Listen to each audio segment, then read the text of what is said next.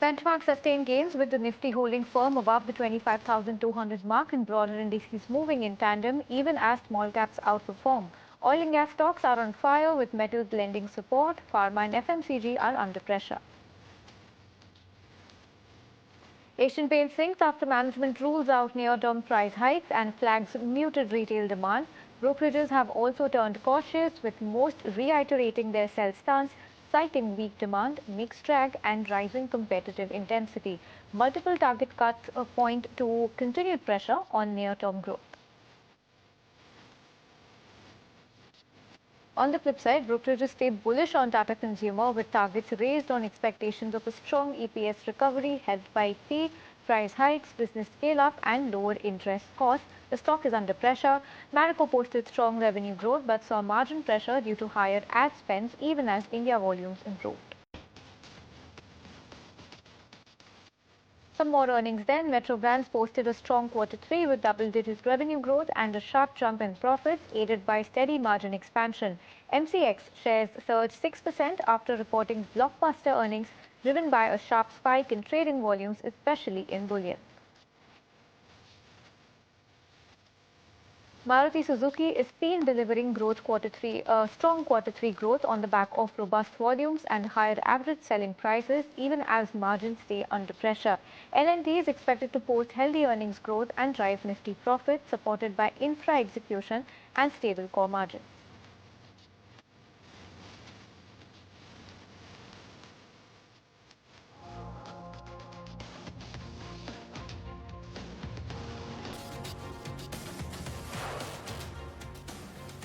Hello and welcome. You're watching Closing Trades here on ET Now. I'm Harsh Saita, with me Snehi Shah. Difficult day today, at least for Mumbai and the state of Maharashtra. Deputy Chief Minister Ajit Pawar passed away this morning after his plane crashed in Pune's Baramati district. 4 others also who were on board the plane have also died in the tragic accident.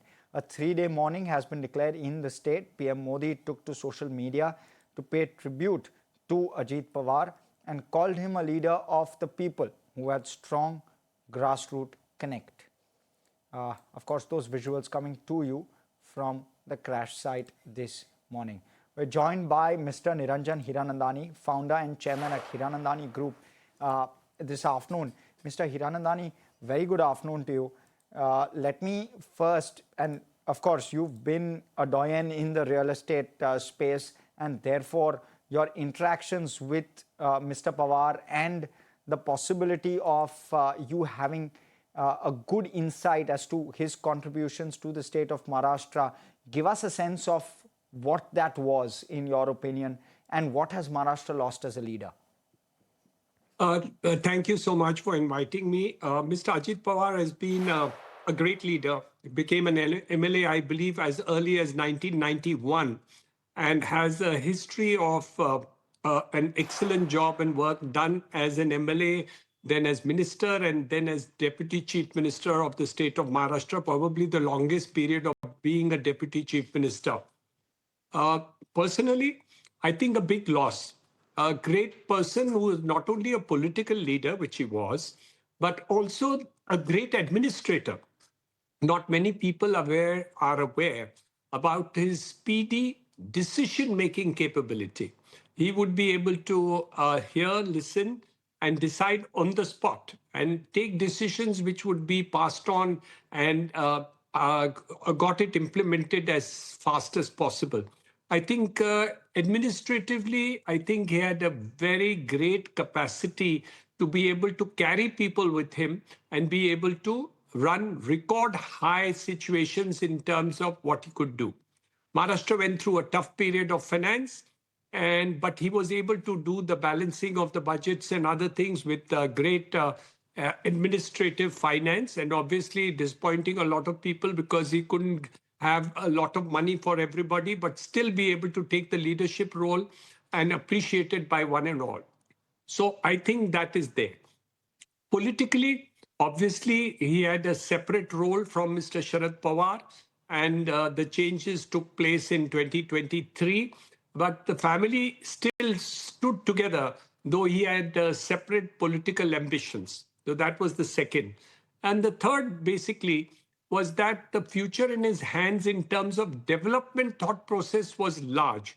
Earlier in the irrigation side, otherwise also on the development side, he was very far-sighted in terms of doing all this activity, and quick, fast, clear mandate would be given by him to any person with whom he was working. I think we lost a great, good politician, but also a great administrative leader. That's very unfortunate, the passing away of Mr. Ajit Pawar. Mr. Hirandani, good afternoon. Good to be interacting with you after so long, but of course the situation is rather unfortunate. But talk to us about the reputation that Mr. Pawar had earned for himself as someone who's very credible when it comes to finances. He was informally also known as Maharashtra's finance manager-in-chief. Talk to us about what his loss would mean when it comes to the finances of the state and also the execution process for something that he was very well known for. So he was very numbers driven. When it talks about finance, he would go into the detail of numbers. He was very execution focused. So we expected that the work would get completed, and not many people have a broad vision and still the insight to be able to look at the micro detail of numbers and still do it at the political level. So he had some different type of, should I say, strength to be able to do it. He was also a great leader in the cooperative movement, and on the rural side also a large number of cooperative movements he was leading, and he had a separate ideological thought process which took place first with Mr. Sharad Pawar and then separately. So all that was extremely this thing. The political insight and the very fact that he could move away from the family and still be able to take up the leadership role was unexpected, but proved to be good leadership in that sense of the term. So I think all that is there, but I wouldn't like to comment on the politics. I think more administratively as a leader, I think he had good stead, and I would really think Maharashtra will miss a good leader in that sense of the term. Mr. Hiranandani, we will miss him. There is no doubt. Thank you so much for joining us, giving us your first-hand views, of course, based on your interactions with him. We appreciate it, you coming here on a day like this and giving us that view. Thank you. All right. Viewers, with that, what we'll do is slip into a very short break. We'll talk markets on the other side of that break, so stay with us.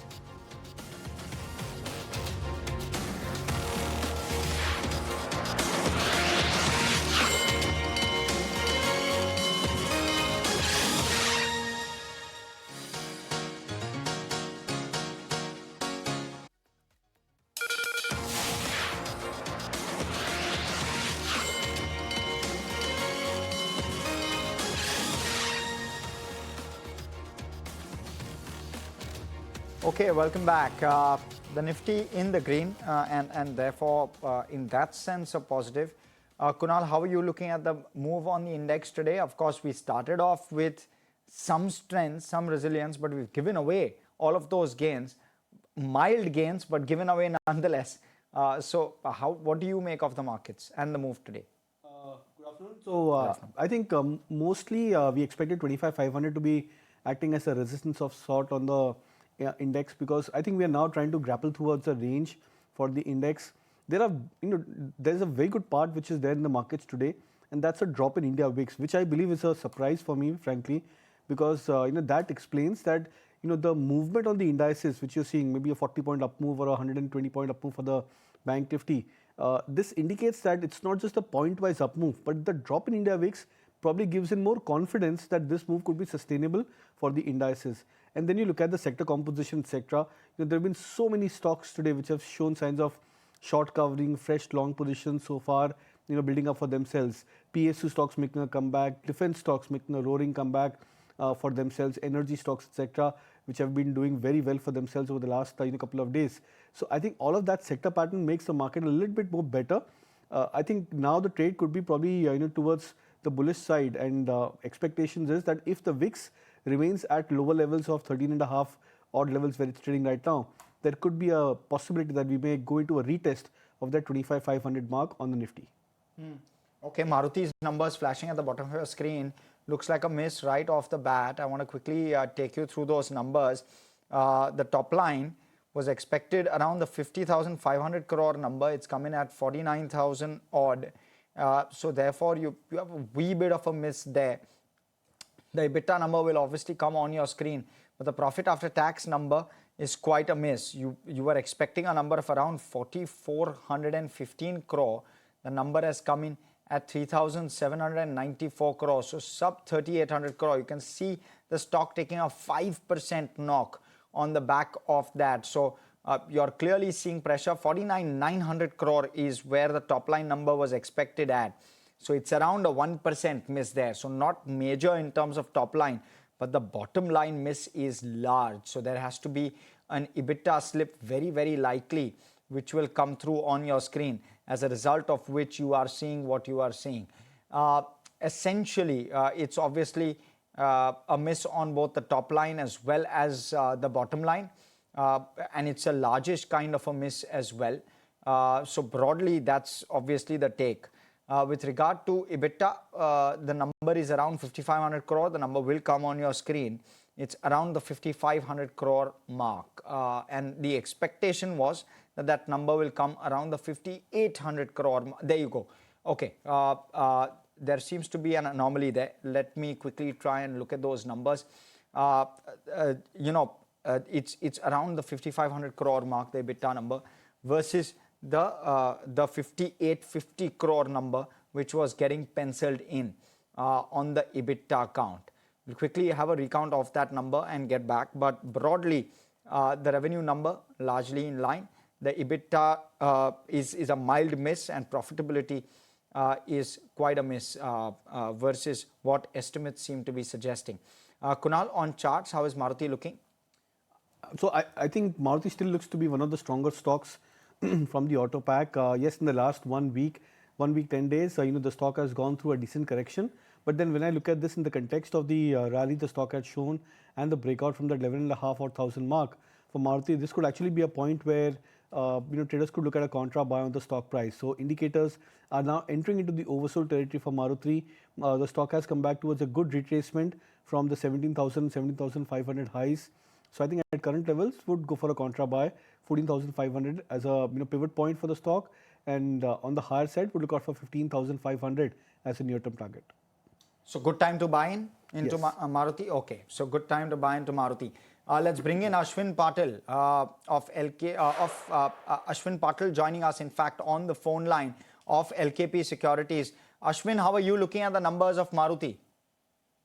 Yes, the numbers are slightly disappointing to us, but that is fine because GST was implemented and the volumes were quite up, and so somewhat the product mix may have tilted a bit. So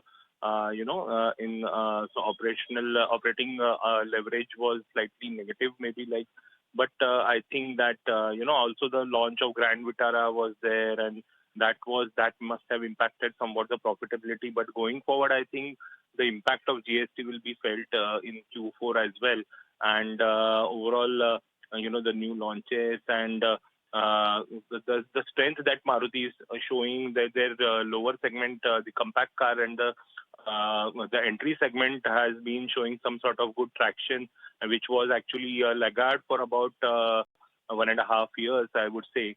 So, that segment has started showing resilience once again. And that is, I would say, a high margin business. So, going forward, I think from Q4 onwards, numbers will be looking better. But the numbers are slightly below expected. We were expecting slightly better, set of numbers from them. But, it's a leader in the PV pack, and the PV story is also panning out well. Last year was of two-wheeler. CVs.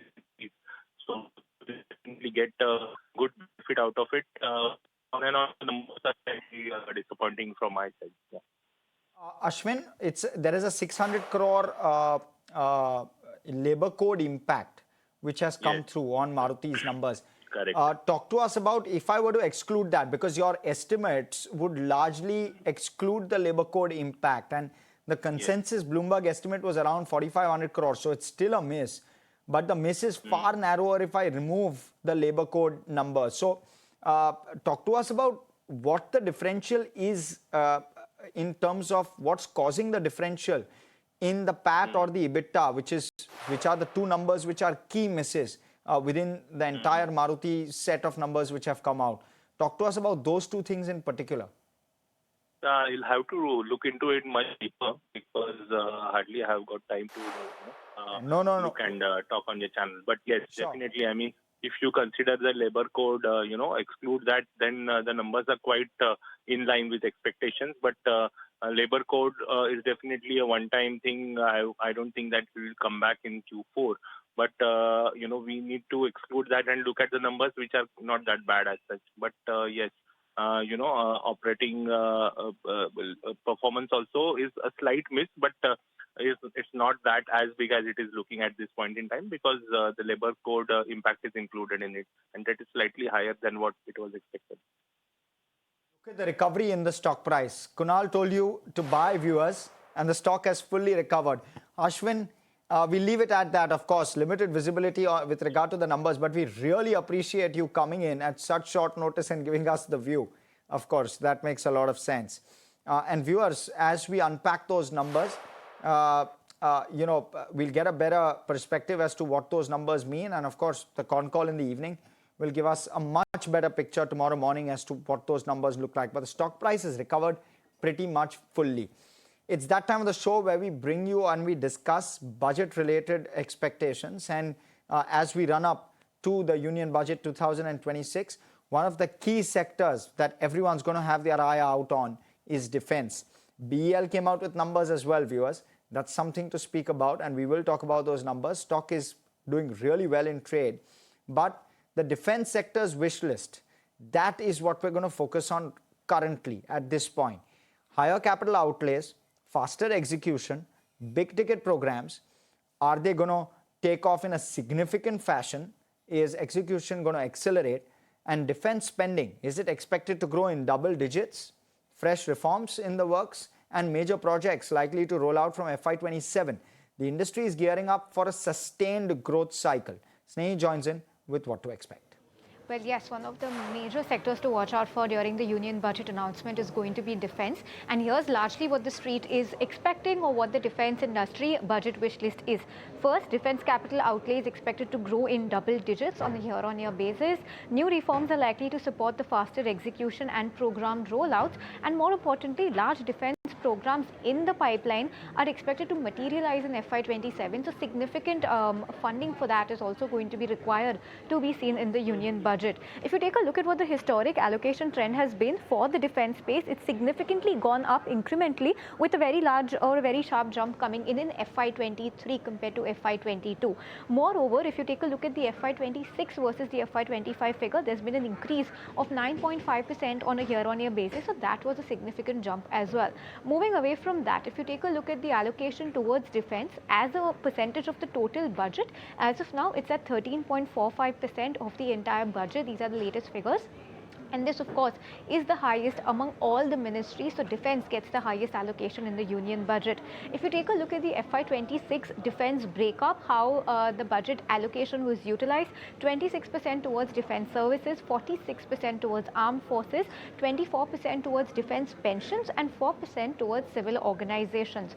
Going ahead, the focus of the government is likely to be on indigenization, modernization, and promoting defense exports. What analysts are expecting, and this is largely Nuvama's view, wherein they're saying that the defense capex is expected to grow roughly 8% on a year-on-year basis in this Union Budget. They're also expecting higher allocation towards R&D, UAV, that's unmanned aerial vehicles, drones and anti-drone systems. Incremental budget support is expected in the backdrop of Operation Sindoor that we saw, and spending skew is expected to be towards Air Force and Navy. So that's where defense spending is expected to be skewed this time around. Lastly, how do you view the defense sector in light of the budget expectations? What's important to know is that order books are brimming, and FY27 onwards, the focus of the defense space is going to be on execution rather than racking up more orders. And likely the FY27 defense budget is going to be structurally positive. So this is what the street is largely penciling in when it comes to the Union Budget, specifically the defense sector. Okay, thank you so much for that, Snehi. Let's go across. Special conversation as we do every afternoon. We have with us Madhumita Mohapatra, partner and defense lead at Deloitte, to talk to us about what to expect and what to pencil in. Ms. Mohapatra, let me first start off by understanding from you whether we can expect a double-digit growth on the defense spend, firstly. And secondly, how much of that can we expect in terms of capex? Will capex as a percentage go up? 30% is the target. I mean, typically, is that the kind of number we can look for this time around? Can you hear me? Yes. Hi, good afternoon. Very good Okay. afternoon. So if you actually read the signal from the last 3 to 4 budgets, I think the government has been deliberately incremental rather than dramatic. Other than as we just now saw, I think in 2023 it has gone up. But based on this trajectory, I think we would see a 7 to 9% increase in the overall defense budget spends, and I think a more realistic outcome in terms of capital expenditure, I think we should be stabilizing around 27 to 29% range approximately, and I think we would be continuing an upward glide rather than making a sudden leap. Is what I feel in this. So I think where we would be looking in terms of an outlay for growth would be on platforms, in sensors, in ammunition, and of course aligning our network centric capabilities with indigenous manufacturing, which is absolutely key for us. Be a separate allocation, Ms. Mohapatra? Are you expecting that for new and emerging technology, AI and the like? Is there going to be a specific allocation to that, in your opinion, and should there be?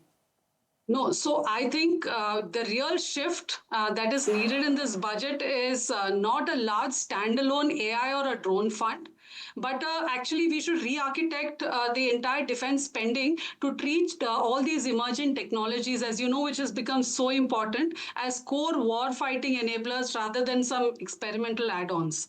So, we should be looking at multi-year allocations within capital and R&D heads instead of, looking at fragmented scheme-based funding for these particular AI and drone allocations.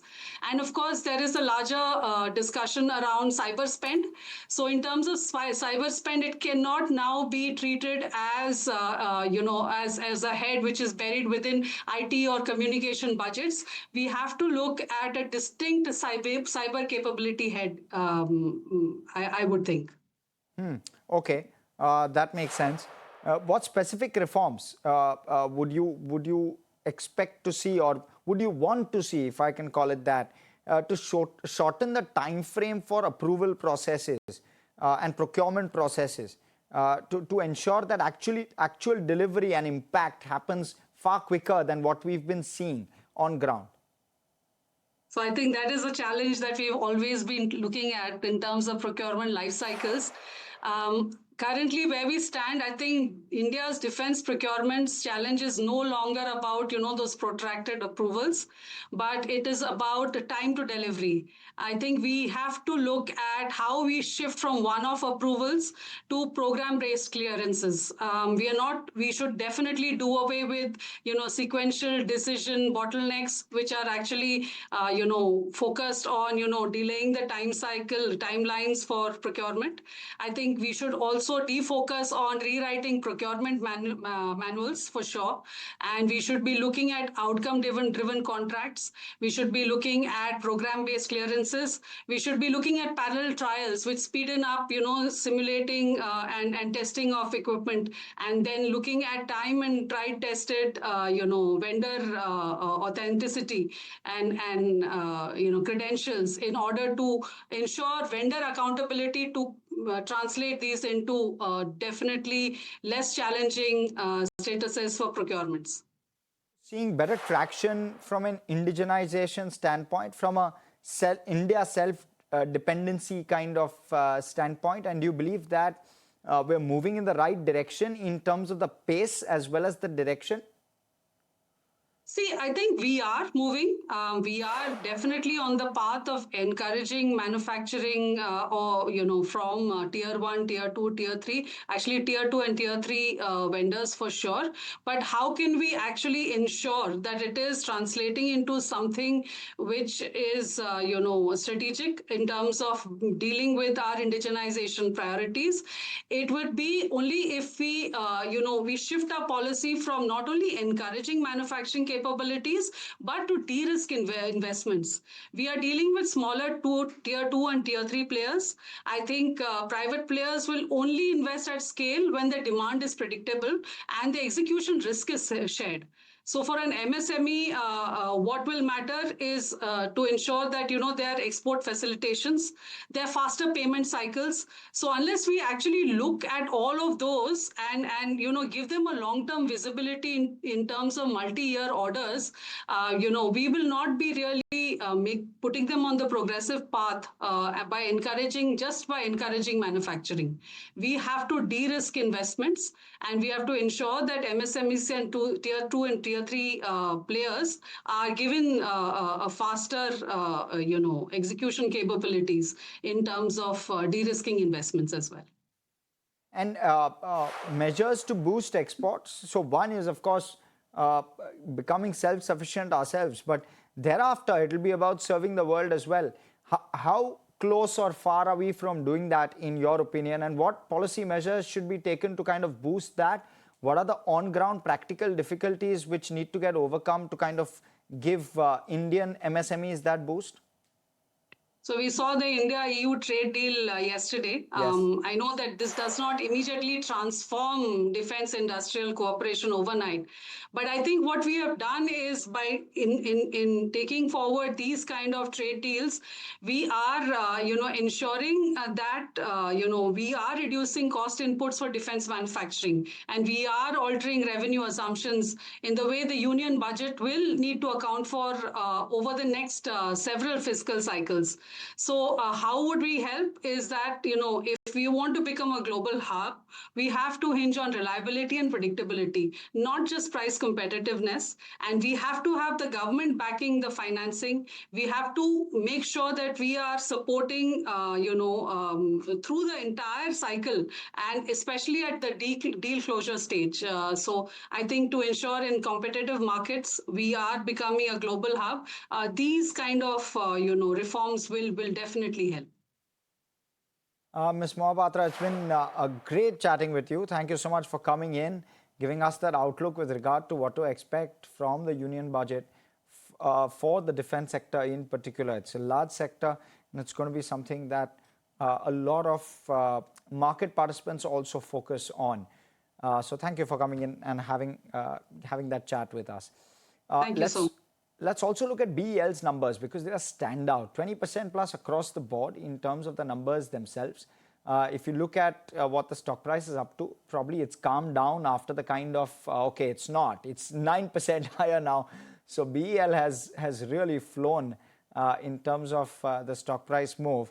Kunal, what do you make of this move? In fact, if you remember, we were discussing this in the morning, right? Yes. That BEL has to be one of the few stocks which has to be part of your core portfolio. So I think it's good to see that the stock has done exceptionally well today. It's just that at current levels of 455-ish, mark where the stock is trading right now, as I can see that the stock is about the 3.5 odd standard deviation Bollinger Band, which means it's come back towards some sort of an extreme on the intraday basis. I would expect some sort of a cool off, a profit booking, which could happen to the stock price in the next half an hour or so.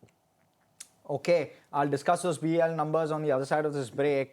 But I'm going to have to take that break mandatorily. So stay with us. More on the other side.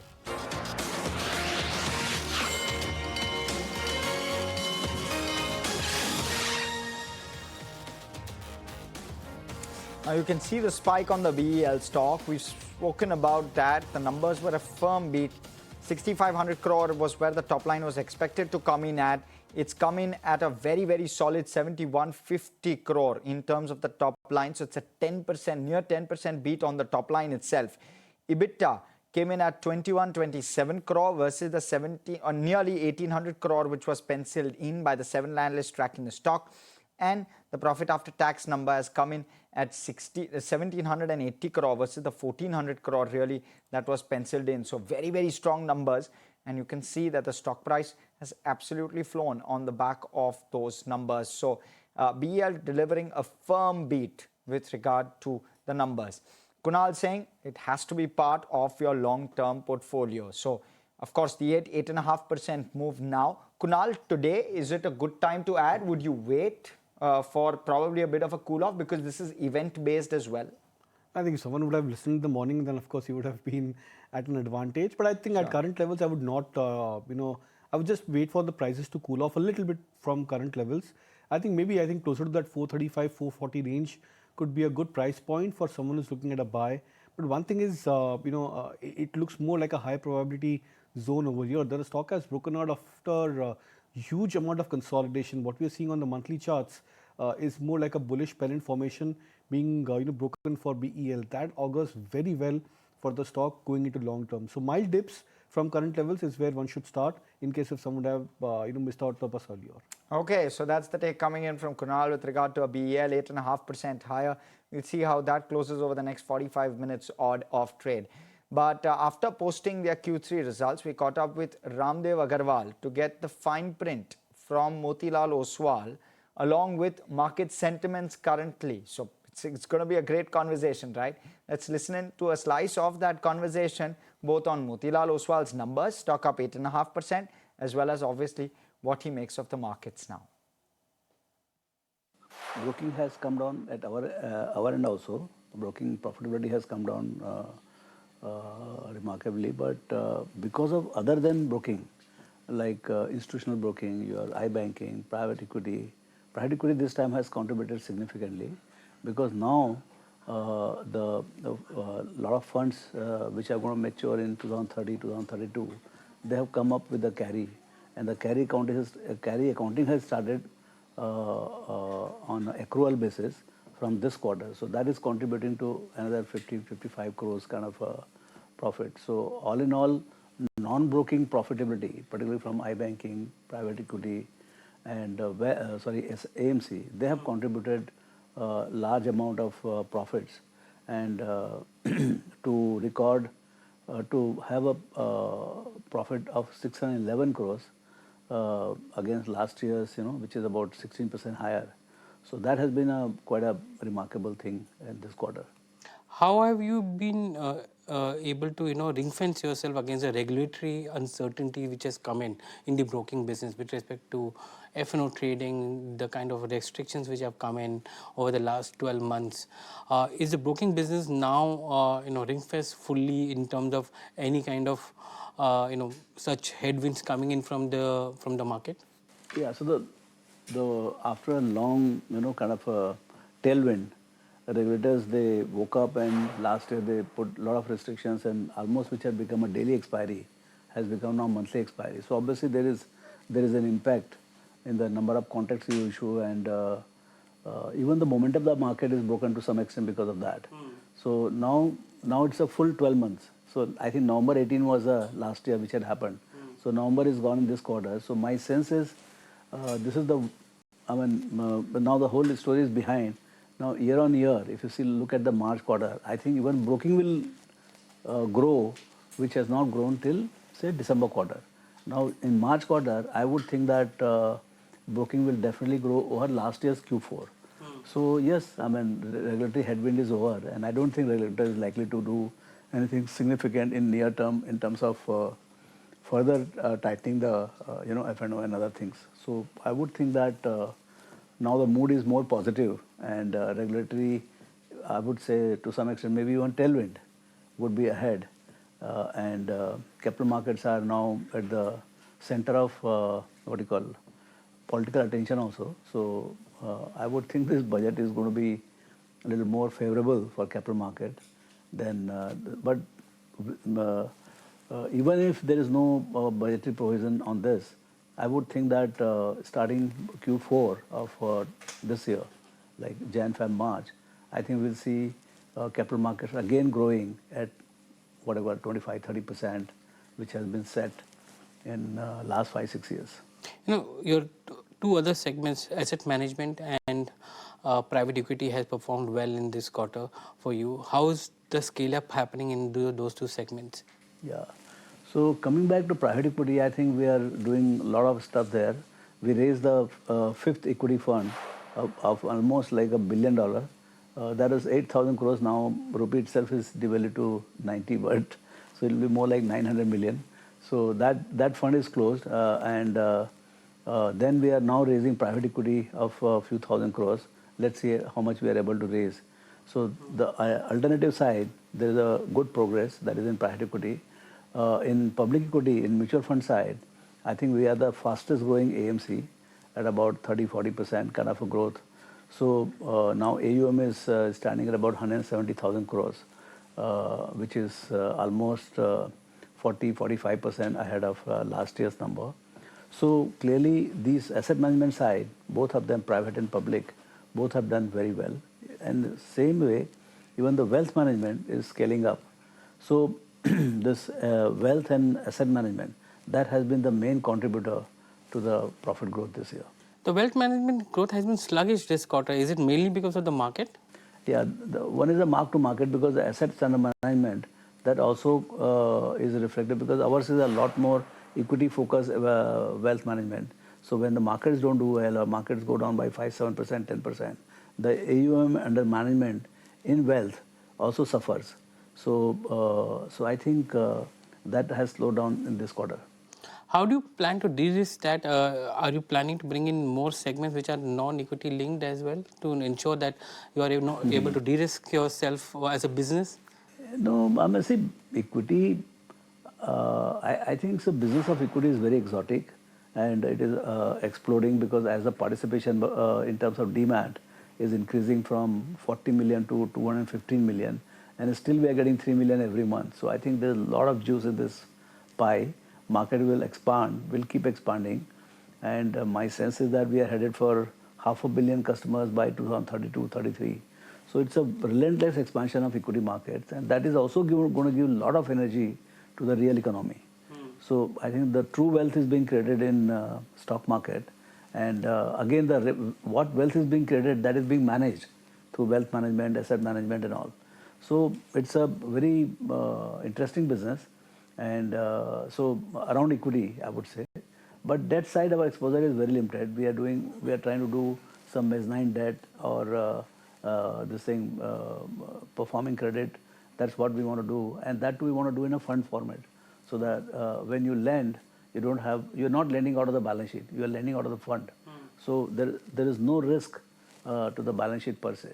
That's how we have devised our way to exploit the very interesting credit market. At the same time, don't expose the balance sheet the way banks are exposed to the balance sheet. You know, I've seen many of the new age brokerages and many brokerages now getting heavily into margin funding. Do you have a margin funding book, and how big is it in case? Yeah, so margin funding is integral part of retail broking. They're always there. They keep, depending on the market conditions, they keep building it up, or I don't have exact number, but yes, there is a significant portion of earnings in the retail broking comes from the margin funding also. And is that a risk to brokerages, given the fact that most of the positions are on the long side for them, and if the market is falling, there is a risk which is attached to it? No, with that T+1, the risk is like 90-95% eliminated. When you had T+7, T+15, then your exposure is very long, and the market movements could be quite crazy. With the kind of regulatory margins are there, the movement of the market itself is very restricted. So if the market moves up by 3, 4, 5%, I think your margins are running into 10, 15, 20%. And then apart from the client margin, then you have your own brokerage net worth and things like that. So there is a lot of back-end support for any kind of trouble. You've modeled your entire operations or company on Berkshire Hathaway. But Berkshire also has a diversified business portfolio into not only equity but other segments. Very well said, yes. Are you looking at that point of expanding to other financial services or products coming through Motilal Oswal?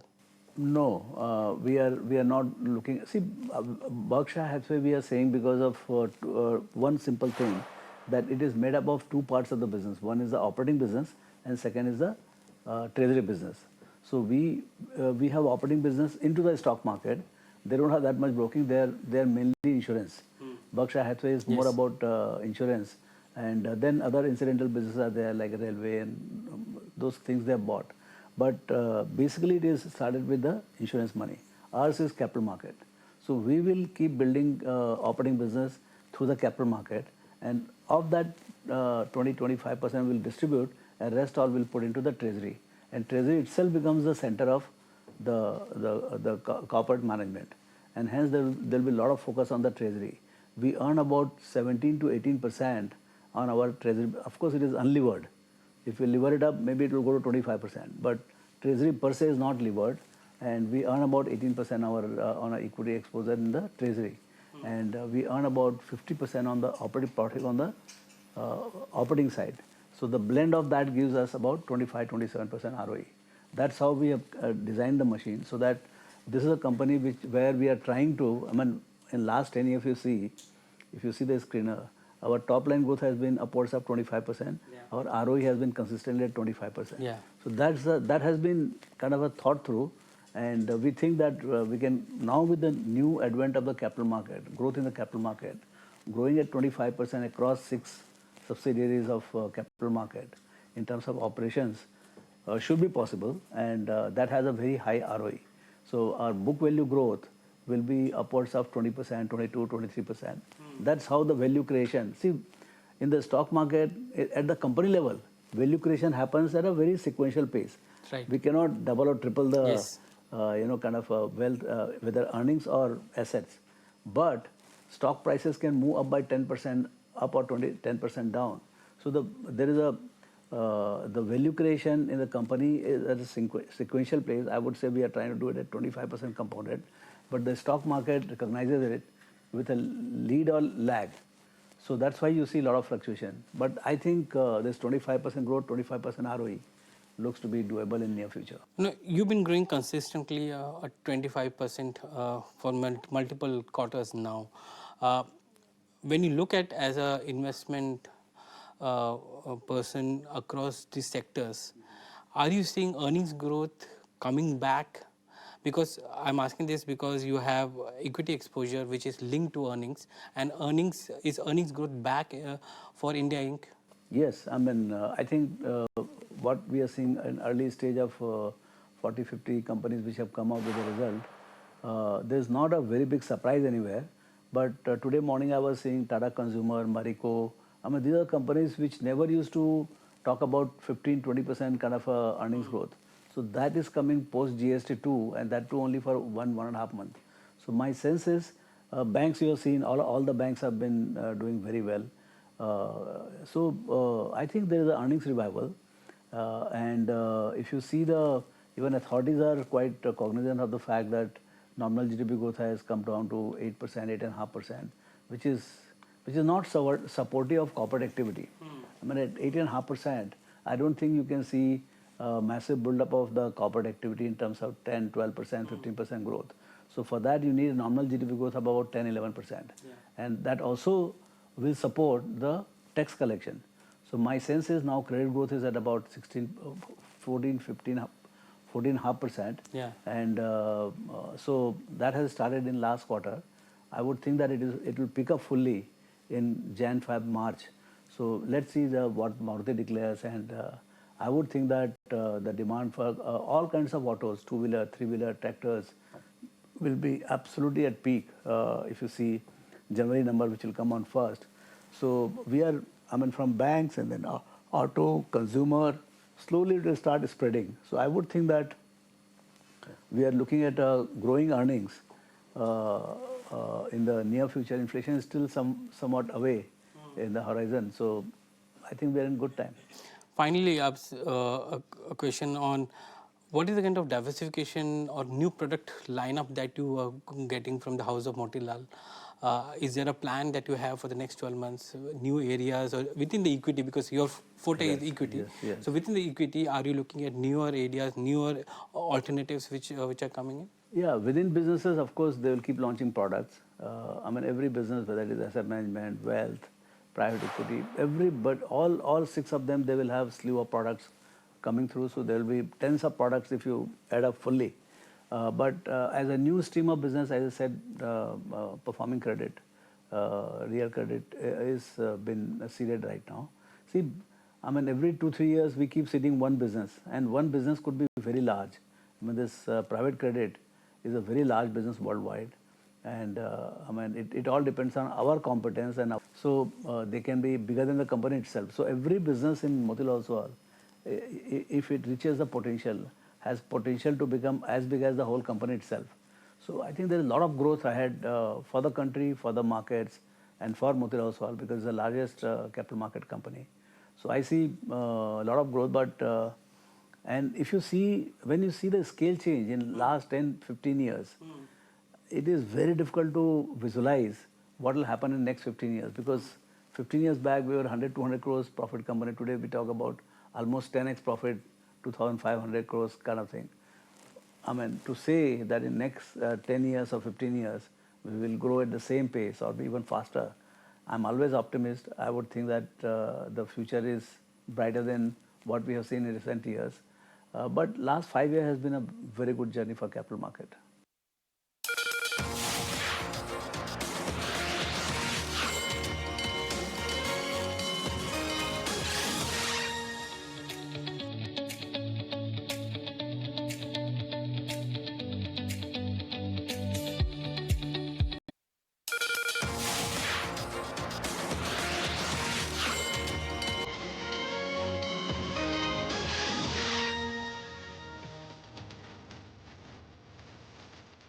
Oil held near a 4-month high as traders monitored President Donald Trump's renewed threats against Iran, while a weaker dollar boosted the appeal of commodities priced in the U.S. currency. Brent was near the $68 a barrel mark after jumping 3% in the previous session to the highest since late September. China's only pure-play silver fund halts trading after a frenzied wave of investment drove its premium significantly above the value of its underlying assets. It also paused new subscriptions after issuing near-daily risk warnings and frequently halting trading since early December. Gold hit a record high above the $5,200 an ounce mark, extending a breakneck rally fueled by US dollar weakness and a flight from sovereign bonds and currencies. Bullion rose as much as 0.5%, having jumped 3.4% in the previous session, its biggest one-day gain since April. As per UBS, gold looks poised for continued strength this year, with potential upside risks rising in early Q1 as Fed independence concerns and geopolitical tensions escalate. Expect new highs over the next couple of quarters, followed by prices tapering off and stabilizing at higher levels further out. Bitcoin edged higher towards the $89,000 mark in early trade as investors watched the choppy regional open, then turned their attention to a packed run of US earnings and fresh talk of more funding for OpenAI. Crypto market depth stayed thin. Spot Bitcoin ETFs barely drew fresh money after heavy redemptions last week.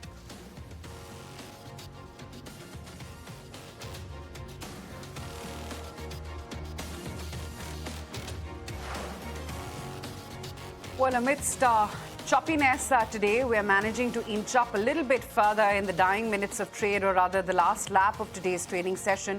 Well, of course, the day began with the oil and gas majors like an ONGC, Oil India, etc., holding out well. But right now, it's really about BEL, an earnings reaction, and that takes the stock up a good 9.5% as we speak right now. Coal India also has been a strong mover. Eternal is seeing a good bounce, 4.5% higher. Hindalco, Bajaj Finance, Trent, NTPC, M&M and TCS, along with Reliance, of course, which is also perked up, is providing that leg up to the index. But still down and out for a Maruti, for an Asian Paints, Tata Consumer is down, Eicher, Infosys and Nestle are all still seeing weakness. We've got Nikhil Ranka joining in on the show right now. Nikhil, hi, afternoon. Good to be speaking with you. Nikhil, let's get a flavor on what is it that you've made of the earnings so far, ex-IT? So, good afternoon, Aisha, and thanks for having me on the show. Broadly, if you look at it, for most of the large private sector banks, HDFC, ICICI, Kotak, all have reported earnings, and the numbers have broadly been in line. The good part is, if you look at valuations for most of the large private sector banks, they are now below 2 times price to book. Historically, if you look at all of these banks, be it Kotak, ICICI, HDFC, they have traded anywhere between 2.5 to 3.5 times 1 year forward earnings. And the second part is, as we enter FY17, one NIM cycle is clearly looking like it has bottomed out. So one, you will have 12% odd credit growth, and to top that, if we have NIMs improving, credit cost getting contained, then in all probability, looking FY27 being more like a 15% earnings growth for most large private sector banks. So the outlook for private sector banks from here on is extremely positive. My sense is most of these banks should give between 15 to 18% compounding going forward.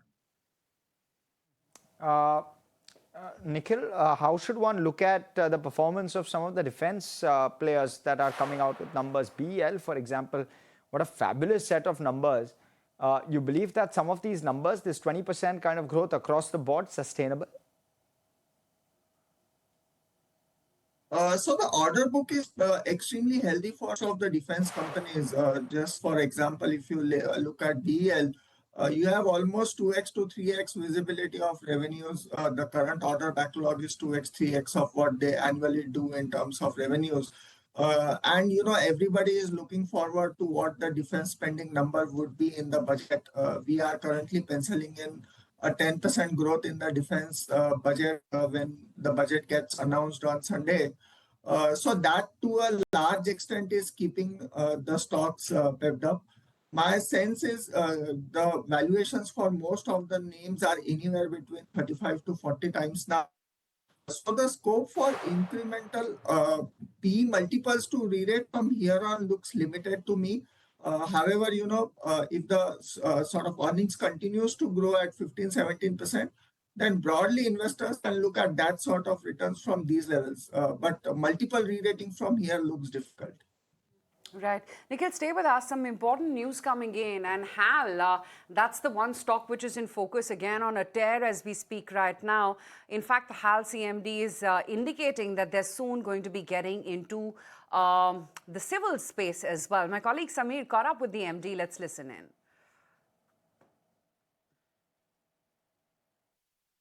We are at Wings India 2026, where HAL, Hindustan Aeronautics Limited, is going to come up with the SJ100 and Dhruv NG. They are making the debut of SJ100 and Dhruv NG. What it means for HAL? Joining with me is Mr. D.K. Sunil, who is CMD, Chairman and Managing Director HAL. Sir, and thanks for speaking to us. My first question would be on SJ100 and Dhruv NG. What importance does it make for HAL, and especially when you have very strong presence in the defense sector, now in the civil sector that you are trying to have that sort of hold? Please explain the rationale. Yeah, SJ100 is our foray into the big commuter segment of aircraft.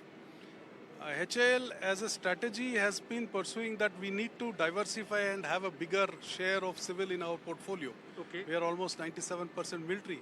So now that's why over the last few years, we have building up our portfolio of civil aircraft, and we have the Hindustan 228, as you are seeing there, which is certified for civil.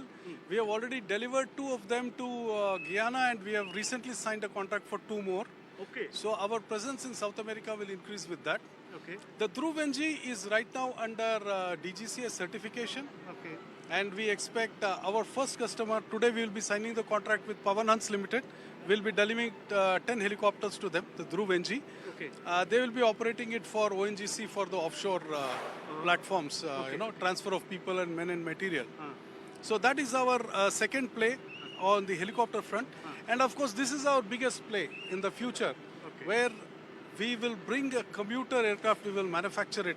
We have the capability to manufacture these aircraft, and we have tied up with UAC. And we will produce this this aircraft under license.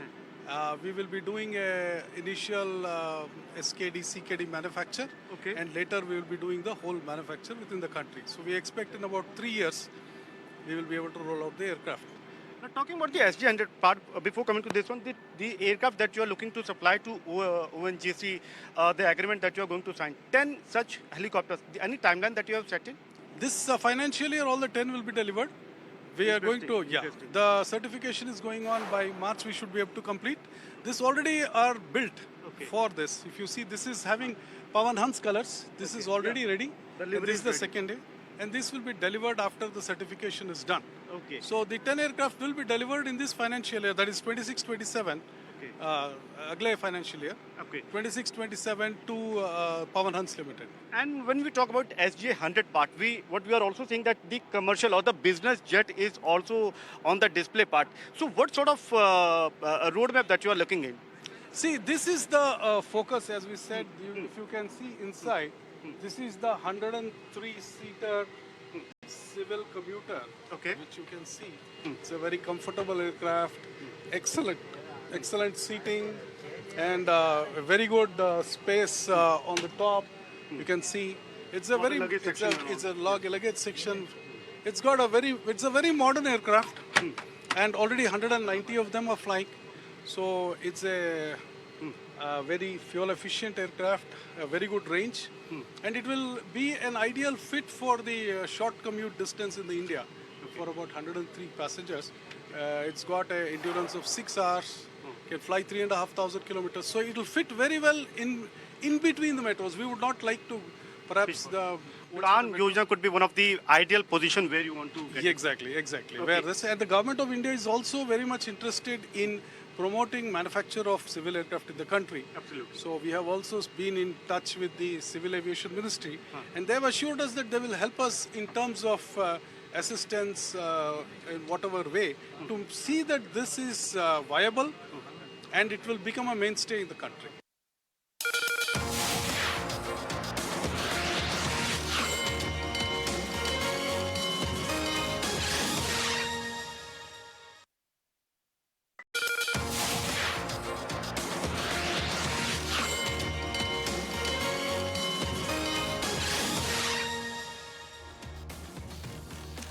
Last 15 minutes of trade for the day today, and we're joined by Nagaraj Shetty, Senior Technical Research Analyst at HDFC Securities. Nagaraj, what are you making of the markets and the moves? We've seen very, very choppy weather, if I can call it, at least on markets these days. Hi, good afternoon. Yes, good afternoon. Nifty has witnessed a decisive breakout in the last couple of sessions. Now, chartically, we call it as an important bottom reversal around 24,900 levels few days back. And a sustainable move above 25,500 levels could open a more short covering sharp up move ahead. I think once it breaks above this hurdle, the upside target would be around 25,700 to 800 levels in the near term. Okay, that's the take coming in on the Nifty, but what you can't get your eyes off is from HAL. Let's bring up the intraday graph. The MD just speaking with us exclusively, as you can see the flashes on your screen, indicating that HAL is now going to be diversifying into the civil aviation space as well.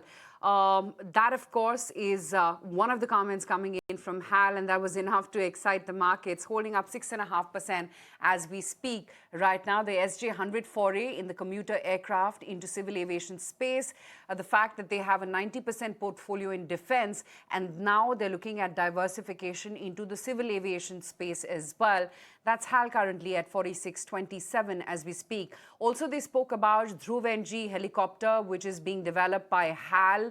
They're going to be first providing that to ONGC, and they've signed an agreement to supply 10 Dhruv NG to ONGC. as of now. So they're also looking to sign more agreement for helicopters with new players as well, is what is under consideration. But that, of course, is a very, very big announcement that we're seeing right now from DK Sunil, the HAL CMD. But Kunal, let's get a quick chart check. A huge spurt, of course, on HAL. Defense clearly has very few leadership names, BEL and HAL being one such case in point. What next on the cards for HAL? Yeah, this is a very important level for HAL because what happened over here is that a month and a half or prior, the stock had broken below 4600, 4650 mark. That was the 200 DMA for HAL, and post that the stock fell almost 400 points, came back towards 4250 levels. Now it's come back to that 4600, 4650 levels in terms of a resistance test. More importantly, this is also the 200 DMA test for HAL, and historically we've seen that whenever the stock has given a breakout or a breakdown of its 200 moving average, it's moved up at least 10% in the favor of the trend, whichever the breakout or the breakdown has happened for HAL. So I think in that context, it's a very significant level for HAL.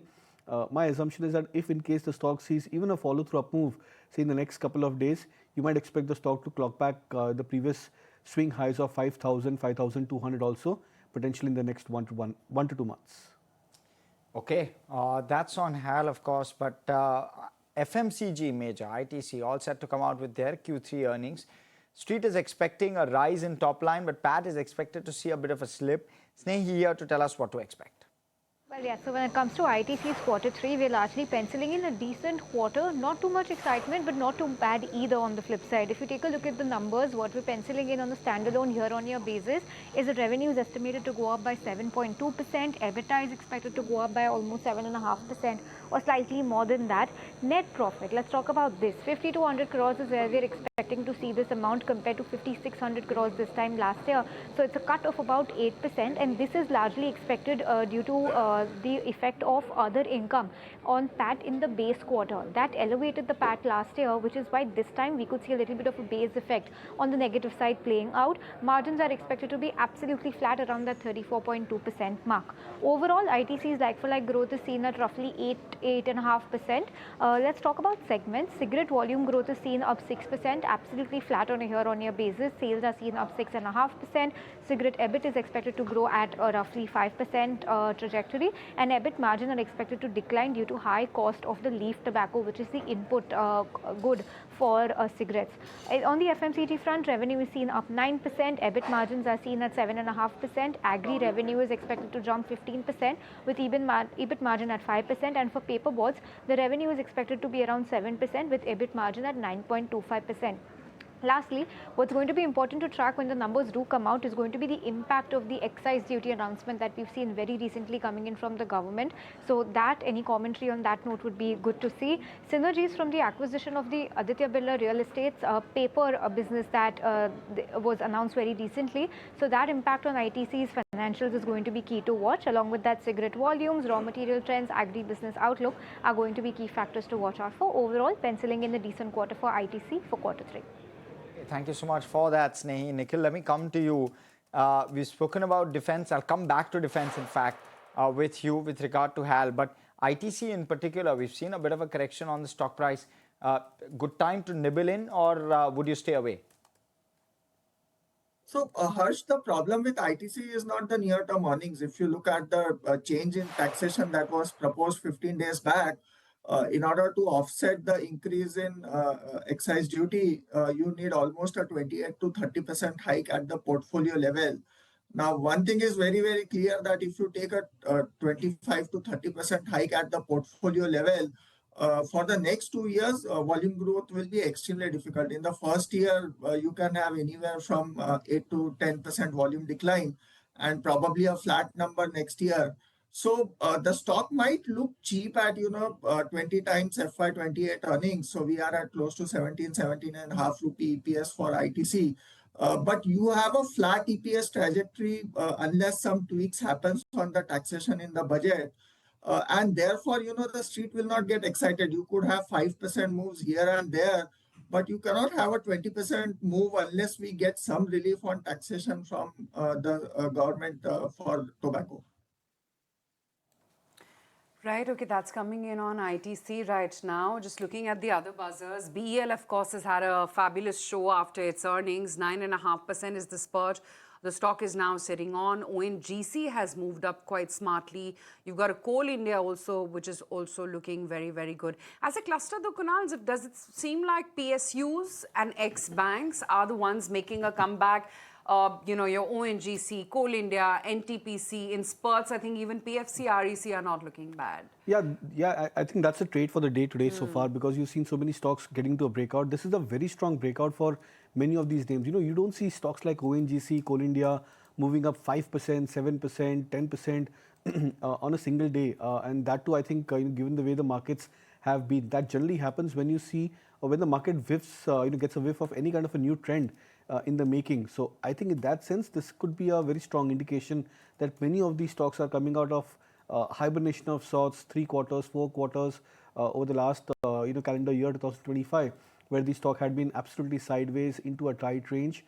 This signals a very strong potential breakout for many of these names. ONGC, specifically the stock coming back into a 3-quarter breakout, about 250 to 55 plus mark. Coal India, the stock nearing, I think, 430, 435 plus kind of a resistance breakout. So I think all of that augurs very well. Let's also have a look at SBI Life. That stock in focus on the back of numbers again. VNB margins came in at 26.6%, 0.5% higher, some bit of choppiness along the way, as you can see when the numbers came out, as is always the case with life insurers. Thereafter, it's flattened, 0.5% higher on that one. Decent growth, 20% plus on net premium income. Nikhil, I wonder if you venture a trade within this pack, this life insurance pack. We've seen a bit of a run up in terms of stock prices, but would you venture a trade at this point? So most of the names, Harsh, if you look at it right now, are trading at close to 2.5 to 2.8 times embedded value on an FY28 basis. After the sort of GST cut that has happened on this segment, stock prices have seen decent run up. And incrementally, the upside looks pretty capped in most of these names, a single digit upside over the next 12 months. So although it's a very steady business model, you will not have sharp drawdowns or volatility. However, the fact is, if you look at the historical trading bands and then relative to that, where the stock prices are currently trading, purely from a valuation perspective, they don't offer much upside. But however, if somebody is looking for a steady 12-13% compounding, then one should stay invested in these stocks. Nagaraj, I wonder if you have a view with regard to an SBI Life and HDFC Life.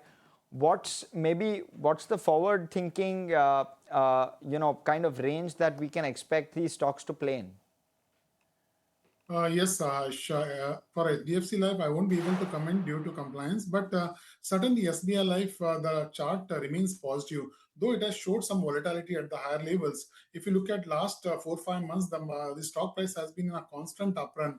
Higher tops and higher bottoms is indicating more upside could be there in the short term. So I'm expecting 2100 is going to be the next crucial resistance over the next few sessions. Okay, all right. This new development with regard to HAL, Nikhil, do you have a view on this one? Do you believe that there can be substantial upside from here just as a result of venturing into the airline space or the civilian aircraft space? So, too early to ascribe any value to that, Harsh, because one, we do not know in terms of cost competitiveness at what cost they will be able to deliver as compared to a Boeing or Airbus. And the second part is, for most of the companies, they already have steady order backlogs with Airbus and Boeings. So when does the actual order pipeline fructify? How does it convert to revenue? What will be the initial break-even levels? A lot of questions still need to be answered before one starts ascribing any value to it. So I don't think the street will ascribe any value just yet. The business seems to be in a very nascent stage right now. Once people start getting more color on the backlog, kind of production capacity they have, the profitability targets, I think at that point of time, the market should start ascribing some value to that business. Okay, that's of course on HAL, but just taking a look at what else has been going down actually. And Tata Consumer, Asian Paints, Britannia, the entire FMCG space is seeing, or rather, discretionary consumption space is seeing a little bit of profit taking today. Asian Paints numbers did not go all that well with the street. In fact, you had a reduced rating on Asian Paints from a couple of brokerages post the numbers as well. You've got a Tata Consumer, which is currently down by 5%. Britannia, Nestle as well are lower. But Kunal, to the point that you've been making for the last 2 days, the fact that FMCG is now behaving typically in that defensive nature as it does in, markets like this. Do you think opportunities like today, when you've got a Britannia, Tata Consumer much lower, are they buying opportunities? I think so. In fact, but I would probably have a different mix of stocks over here. Okay. I think Colgate, HUL, I think these are two names which are coming very, very strong on the charts. So, looking at the setup in terms of price action, the proximity of these stocks to their longer term moving averages or their medium term moving averages as such, the way the prices have managed to build themselves after a decent correction for a good part of calendar year 2025, and then the rally which these stocks have shown from their recent swing lows. 2200 for example was the low for HUL. The stock is now trading close to that 2400 mark, and for Colgate I think 2050 was the swing low, and the stock is trading almost 5-6% higher from those levels. So looking at that kind of a chart pattern, I would probably believe that we could be in for a point or a zone where few of these FMCG names would look very attractive. And I think adding to the fact of the defensive nature also, I think that probably sets up your portfolio pretty well in case if the market goes into maybe some bit of more round of volatility post budget. Okay, right, Nagraj as well as Nikhil, thank you so much for joining us this afternoon. We'll let you go on that note, gentlemen. Thank you. It's been a packed house and it's been a packed show as well. Let's quickly wind down towards close. You can see on your screen the Nifty Bank up 0.5% plus. The Nifty IT index also holding up fairly well for itself. The auto index up. Realty standing out after a quiet few days of trade, where it's in fact been one of the top losers across all of those days. The Nifty 50 closing well. 25,350 in around is where we're closing in at, which is a huge positive. 0.7% higher. You look at the intraday chart as well, you'll see that we've picked up from the day's lows, and we've picked up very, very well from the day's lows. In terms of contributors, you look at BEL being one of the top ones, along with the Reliance, HDFC Bank, Eternal, just some of the contributors on the Nifty 50 index. We've closed for the day, and what we're seeing in terms of the advanced decline on the Nifty 50 index, we'll just pull that one up. Is surely positive with regard to the advanced decline ratio. HDFC Bank up 0.7% thereabouts. What we're also seeing across sectors is a decent move across sectors. Nifty India Defense Index is up 7% at close. Let's pull that one up. 7%. Yes. Oil and Gas Index up 3.5%. Nifty Energy up 4.5%. Nifty Metal up 2.5%. Nifty PSU Bank up 1.7%. It's the broader end of the pack which has really outperformed. Let's pull up the Nifty Mid Cap Index. Let's pull up the Nifty Small Cap Index. Likely you would have seen very positive moves on both of those. 2% higher on the Nifty Small Cap, 1.7% higher on the Nifty Mid Cap. Very, very strong moves. Just given the sectors that are outperforming, you're seeing that the move is extremely strong. 0.5% lower on the Nifty FMCG. Pharma Index also flat, slight negative bias. IT banks more composed in terms of their moves. 0.8% higher on auto as well. That move also decent. The Fin Nifty was up 1%. So that kind of rounds up sectorally how we've done. Kunal, it's been such a good move in broader markets. If you're looking at the Nifty, it's not reflecting the kind of move that broader markets have made, but it's an extremely strong move. The breadth has been very, very good as well. Your take? Well, it was much needed, I would say, Harsh, because just about a couple of days back when we were grinding sub that 25,000 mark, we flagged off this data point that there was almost 86% of the stock to 90% of the stocks in the Nifty small cap and mid cap, which were trading sub their 20s and the 50-day moving averages. And that's a very, very appalling number when you look at it, because when you see such kind of a data point, it tells you that the market breadth has been deteriorated significantly. So for the market breadth to make a comeback, for the data points to start to improve, I think we needed this kind of a day for the markets, and specifically after yesterday, where you saw an absolutely strong move across the indices. Today, it's more to do with the market breadth. That tells you that confidence has also managed to come back. And add to that one point which I've been making throughout the day, the drop in India VIX from 15.5 to 16 levels yesterday. We are almost at sub 13.5 mark on the India VIX. That tells you that the markets are going in with a lot of confidence and not with a lot of uncertainty. Okay. All right, Kunal, we'll wrap it with that. Thank you so much for joining us as always and giving us all of those views. Viewers, it's a very good day of trade. Hopefully we carry it forward to tomorrow. So that's going to be the key. And this is budget week, by the way. So maybe markets already starting to price in what could well be announcements that will come through in the budget. The Nifty India Defence Index, 7% move in a single day today. So that really is standing out in terms of the moves today. But outside of that as well, 4% on energy, 3.5% on oil and gas, 2.5% on metals. The media index also moving. Sharp moves across the board. But what we'll do is we'll wind down for the day. Thank you so much for tuning in to Closing Trades. From Aisha, myself, everyone who puts the show together, thanks so much for watching. Stay tuned to ET Now. More action on the other side.